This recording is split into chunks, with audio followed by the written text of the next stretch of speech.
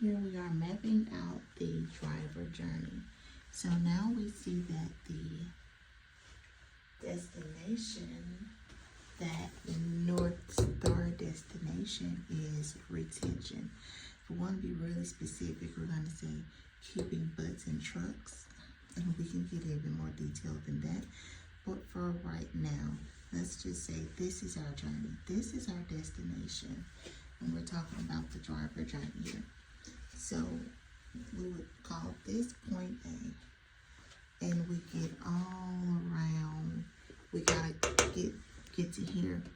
So typically, when you're on a road and you're in your car, so now we're just gonna try to make this look more like a road. So this is going to look more like a road. We're gonna put our little signs here. And I didn't say I was a Picasso, I just said we were gonna, draw some things. And then we're gonna put a car here.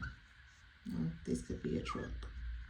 Use your imagination. This is our truck. This is our vehicle. We want this car. We need this car to get us from the beginning of the driver journey. So first we need to map out where exactly is that. Would this be as soon as a driver hear about your position? So this could either be a job board. This can even be your very own website. Maybe they heard from another driver.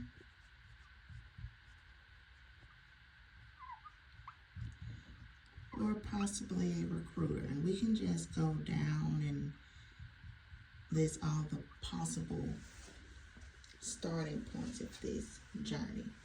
So if this is your problem, if you're having a problem from getting your vehicle, so now this is where they heard of you now. Let's say from here, we'll put a sign. This is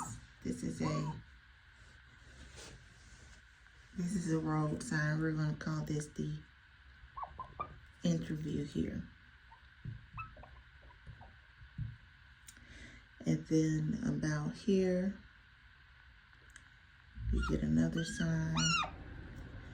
This is hired or onboarding, whatever we want to call it. Maybe here, we'll put another sign.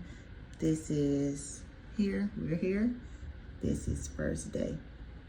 So just to see if you're following me here, we're mapping the driver journey. Okay, this is where we want to go. This is our North Star destination, keeping butts in trucks. Right now we've mapped out where does this journey begin. Maybe on the job board, website, another driver, a recruiter, and then that list can go on and on. Then we're gonna move our car here. Let's say the first stop, the sign we see is the interview. Then we're hired, and then here's the first day. So if we're not getting from first day to retained, then one can conclude that somewhere in the journey, we're going to erase here and you'll see why. We'll explain this. Let's say, and we're going to erase this. So now this road looks completely different. And so you're driving on a road and we're going to say, hey, somewhere here is where we fell off. The infrastructure of the road is not solid enough to hold. So once the vehicle gets in this particular spot that was not built on solid foundation, we see a drop off.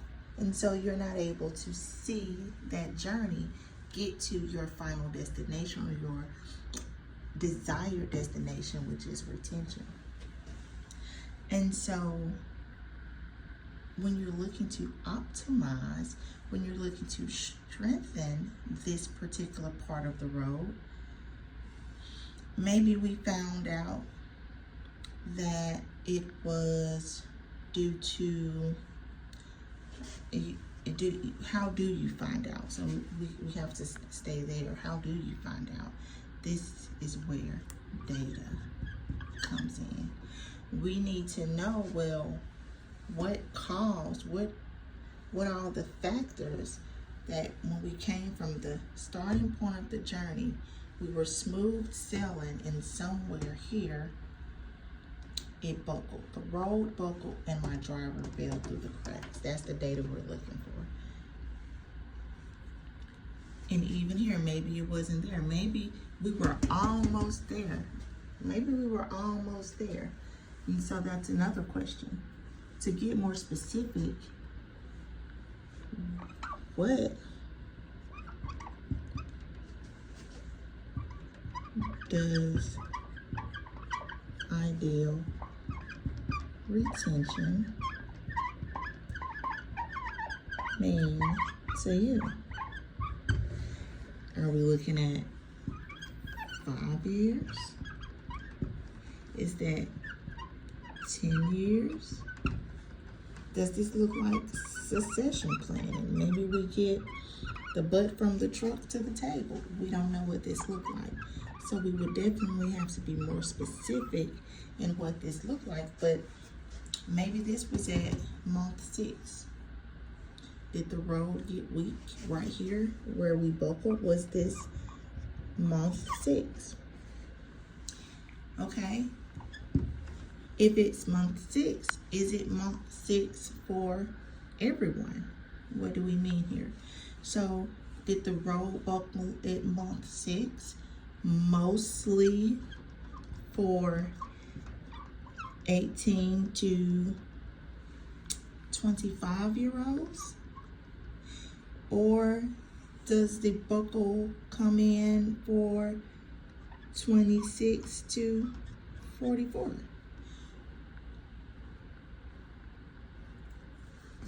Is this for perfectly healthy drivers? Or does the data show that maybe these drivers had chronic conditions? And if so, where do you attach which point to which set? So we now have 2 different branches of age groups. We have 2 different scenarios. We have perfectly healthy as far as they know, and then we have chronic conditions. Well, at month 6, did this road buckle for your perfectly healthy 26 to 44-year-olds? Yeah. Or maybe chronic conditions 18 to 25. Then we can put in some more scenarios. We can say, you know, new family structure. This could be just married. This could be new baby, aging parent. We see that a lot with the boomers getting on up there. We're going to say aging parent. And again, we'll have to tie, or we'll have to correlate each of these data points with this particular data set, because we want to know, okay, if the infrastructure fell through at month 6, and again, this is hypothetically speaking, we'll have to go in and see the exact situation for your operations. But just saying right here, if your drivers are dropping off at month 6, I would suggest collecting all of that data. That's a question you want to know. Where is the road buckling?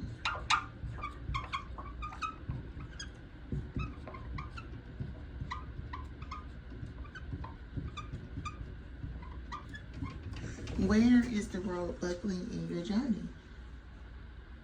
What month do you mostly, if it's in month 6, it's month 6. Is it April? Is it spring or is it winter? When the sun goes down at 5 and people kind of deal with winter blues. Where is the drop off? Where is the infrastructure? Or again, we don't know if your ideal retention is at 5 years or 10 years, but okay, maybe you see there's a weak spot in month 6, but there's also a weak spot here at year 1. And we'll roughly say this is 18 months in. There's some drop off here. And you can go on and on in your journey, but you always want to ask all these questions. Once you gather all of your data, you know when, particularly that time, what's the average time where your drivers are dropping off? What's going on with your drivers within that time range? Can you map the situation with the systemization? What's going on with them that causes the drop off to be here in month 6 as well as in 18 months? And we want to keep going. We want to collect all of the information that you may have to let your data tell a story. Because even with missing data, you can sometimes, just when reading, if words are missing or you don't understand a particular word, then you can use context clues. And then those context clues will give you an idea of what that particular meaning of the word means that you don't understand. That's the same thing with your data. It tells a story, but sometimes words are missing, or sometimes words aren't easily understood, and you can use the context clues, the other data around that particular word to find out the meaning of that missing information. So let's get on the whiteboard here, get all your data together, and the more driver reported operational outcomes measures you have, surveys, any type of exit surveys, we're going to call those drums. They'll tell a very different story. They'll tell a more accurate story. So any surveys that you may have from your drivers, you want to include that into your driver data analysis. But again, what we're looking for is where is the road buckling, where are the soft spots in your infrastructure, in your journey. We're going to map all of the data, and then from there you should be able to reconstruct your journey using the new information you have. Build, now you've reconstructed that weak spot in your journey, in your driver's journey, and you are taking what you've rebuilt, what you've built upon, and now you're creating metrics and expectations. So we're going to put that up here. Now you have metrics, you have something to track, and you've been able to set expectations because you've used that data to build something. You know what you've built that material out of. Now you're able to better track it. You're able to set better expectations. Let me know how it goes. Bye.